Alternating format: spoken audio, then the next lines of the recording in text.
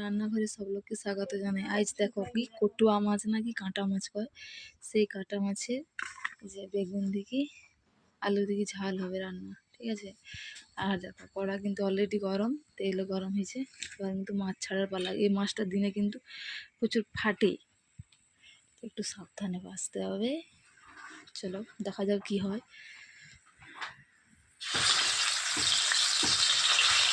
আমাদের মাথাগুলো দিদি তার সাথে লেজাগুলো ফাটেনি বর্তমান, কিন্তু আর যদি মাছ ফাটার ভয় রয় তাহলে আগে থেকে একটু নুন হলুদের সাথে সরষা তেল মাখিয়ে দেবো, কিন্তু মাছটা ফাটবে না।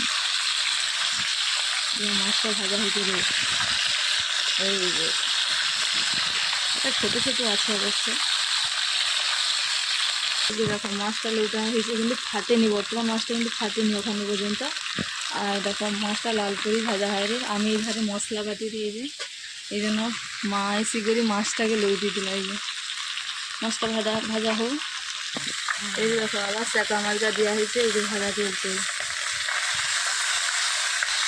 তেল ছিটকার ভয়ে আমার শাউরিকে দেখো পুঁটি বাজি দিচ্ছে, তেল ছিটকাই বলি করি, সেই জন্য দূরে যাই বুঝতে পারো।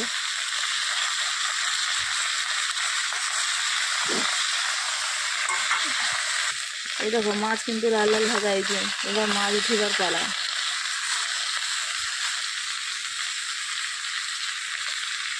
মাছটা উঠাই আগে, তারপর দেখাই দিই। সেই মাছ ভাজার তেল আছে, সেটা আরেকটু তেল দিবা।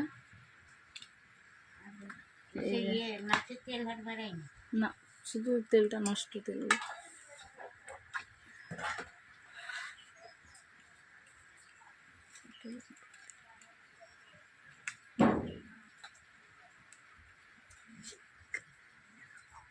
এই যে দেখো তেল কিন্তু গরম হয়েছে, একটা লঙ্কা ফোড়ন দিলি,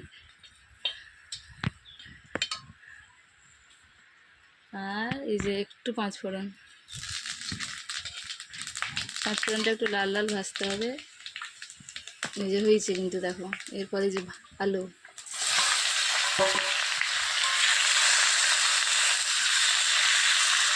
আলুগুলো একটু ভালোভাবে ভাজতে হবে, লাল লাল করে দিই।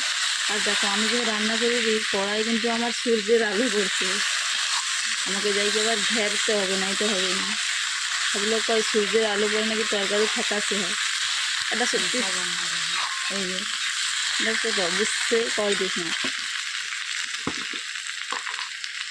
আইস কিন্তু মোটা নু শেষ, ওই জন্য সরু নুয়ে রাঁধে দিই। আমাকে মানে 3বার চাঁকতে হবে, তুমি সরু নিয়ে কিন্তু রাঁধতে পারি।